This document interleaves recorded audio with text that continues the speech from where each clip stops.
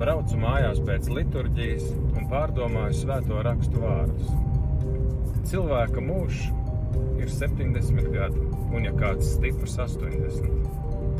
Ja Dievs tā būs lēmis, tas nozīmē, ka no saviem atlikušajiem 30 gadiem 12 es pavadīšu miegā, 8 darbā, 2 gadus ēdot, un ja neko nemainīšu savos ieradumos, tad 5 gadus pavadīšu turot mobīlo tālruni rokās. Man būs palikuši tikai 9 gadi. Diezgan skarba statistika laicīgam cilvēkam, pilnīgā bezcerībā.